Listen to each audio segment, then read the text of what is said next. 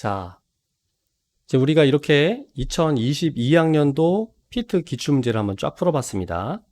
전반적인 총평을 좀 말씀을 드리겠습니다.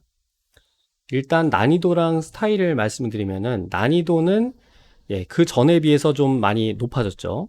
2020학년도가 좀 쉬웠고 2021학년도가 쉬웠는데 그때 난이도를 100이라고 잡는다면 이번에 2022학년도 피트 기출문제는 난이도가 거의 대부분의 문제에서 한 120 정도로 높아졌습니다. 그래서 문제 하나만 보자면 난이도가 100에서 120 정도로 높아졌지만 거의 대부분의 문제가 난이도가 다 그렇게 높아지다 보니까 막상 학생들이 실전에서 느끼는 그 체감 난이도는 훨씬 더 높았을 거로 예상이 됩니다.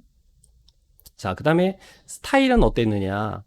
스타일은 그전하고 거의 변함이 없습니다. 뭔가 지엽적인 내용도 출제된 게 하나도 없고요. 또 억지스러운 설정 하나도 없었습니다. 다 그전에 기출문제에서 출제됐다거나 아니면 될 수 있는 아주 중요하고 핵심적인 개념 위주로 아주 변별력 있게 신사적으로 잘 낸 문제입니다. 자, 이걸 이제 예상해 보면은 마지막 피트 2023학년도 피트 기출문제도 거의 비슷한 스타일로 출제될 걸 예상할 수 있습니다. 난이도는 쉬울 수도 있고 더 어려울 수도 있겠지만 스타일 자체는 변하지 않았어요.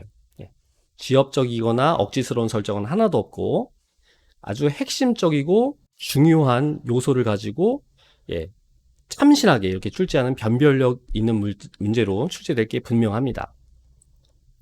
자, 그러면 우리가 이제 마지막 피트 2023학년도 피트 문제를 어떻게 대비해야 할 것이냐, 이게 중요한데요. 제가 가장 중요하게 강조 드릴 내용은 두 가지가 있습니다. 첫 번째는 처음 보는 문제도 내가 구조 파악을 체계적으로 구조 파악을 할 수 있는 그런 능력이 필요하고요. 두 번째는 내가 아무리 급박한 상황에서도 일관되게 풀 수 있는 기본기가 중요합니다. 그러니까 한마디로 내가 실전에서 아무리 급박해도 처음 보는 문제를 보고 이 문제에 이런 단서가 주어져 있으니까 이 문제는 이런 구조를 가지고 있구나. 그럼 나는 이런 경로로 풀어야 되겠구나. 이렇게 처음 보는 문제라고 하더라도 체계적인 방법으로 구조를 파악하고 그 다음에 그럼 내가 이런 경로로 풀어야 되니까 내가 이런 그동안 맨날 훈련했던 그런 그 일관된 기본기로 빠르고 정확하게 실수 없이 착착착착 풀 수 있는 그런 능력이 필요합니다. 자, 그런데 반대는 어떤 방법이냐?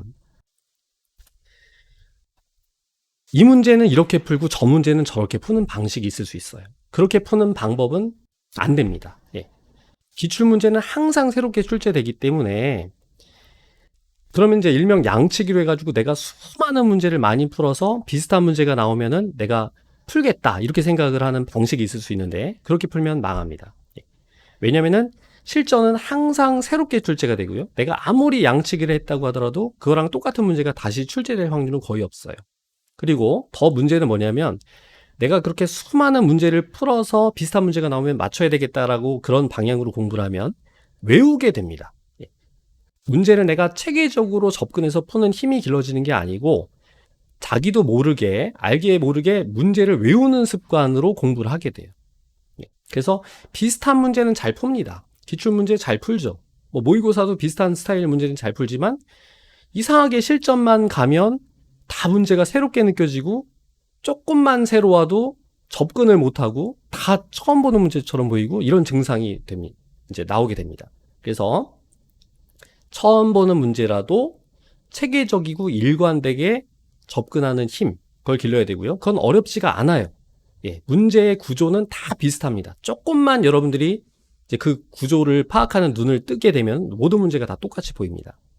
자, 또 두 번째는 기본기인데요. 자, 기본기 중심으로 일관되게 풀어야 됩니다. 그런데 그렇지 않고 요 문제는 요 방식으로 조금 빨리 풀고 저 문제는 저 방식으로 조금 빨리 푸는 여러 가지 스킬 위주로 공부를 할 수도 있겠죠. 그거는 딱 정해진 그 스타일에는 적용이 될 수 있지만 일반적 이렇게 급박한 상황에선 적용이 안 됩니다. 여러분들이 어떤 스킬을 공부해서 내가 그 상황이 딱 돼야지 내가 그 스킬을 쓸 수 있는 거지. 그 상황에서 조금만 달라져도 그 스킬을 쓸 수가 없어요. 그럼 어떻게 되느냐? 그 스킬이 적용이 안 되는 순간 멘붕에 빠지게 되고요. 결국은 그냥 자기 맘대로 풀게 됩니다. 그런 식으로 이제 망하게 되는 거예요. 그래서 일관되게 풀어야 됩니다. 이 문제는 다 구조가 비슷비슷해요. 그렇기 때문에 그 문제에서 적용되는 그 여러 가지 필요한 적용 능력들은 다 정해져 있습니다. 그 내용들만 내가 엄청나게 많이 연습해서 아무리 급박한 상황에서도 나도 모르게 그 기본기가 착착착 적용되게 훈련을 해야 됩니다. 그래서 시험은 잘 본 분들하고 이제 얘기를 좀 해보면요. 이번에 몇 명하고 얘기를 해봤는데 공통적으로 그런 얘기를 하더라고요. 시험 볼 때는 망하는 줄 알았대요. 하도 어려워서. 그냥 자기도 모르게 그냥 막 푸는 거예요, 그냥. 근데 나중에 채점해 보니까 뭐 생각보다 훨씬 더 잘 맞은 거예요. 그러니까 그건 무슨 얘기냐면은 실전에서는 내가 머리로 생각을 할 수가 없다는 겁니다. 아, 내가 요런 스킬을 써야지 이런 거 안 통합니다. 실전에서는 아무 생각도 못 하고요. 그냥 반사적으로 풀게 됩니다. 그런데 그거를 여러분들이 제대로 모르면은 이제 평소에는 적용할 수 있는 어떤 스킬 같은 게 있겠죠. 근데 실전에서는 적용이 안 돼. 그런 급박한 상황에서 적용이 안 되기 때문에 자기 생각보다 점수가 안 나올 가능성이 높아지는 겁니다. 자, 그래서 제가 이제 쭉 이렇게 1번부터 25번까지 쫙 풀어봤고, 마지막 피트를 어떻게 준비해야 되는지 제가 정확하게 방향을 지금 말씀을 드리는 겁니다. 모든 문제, 처음 보는 문제도 체계적이고 일관되게 풀 수 있는 힘을 길러야 됩니다. 그렇지 않고 이 문제는 이렇게 풀고 저 문제는 저렇게 풀고 이런 식으로 공부하다가는 평상시에는 잘 되는 것처럼 느낄 수 있지만 실전에서는 박살나게 됩니다. 자, 그래서 이제 여러분들이 남은 마지막 한 번의 피트입니다. 여러분들이 정확한 방향으로 공부해서 꼭 합격하시기 바랍니다.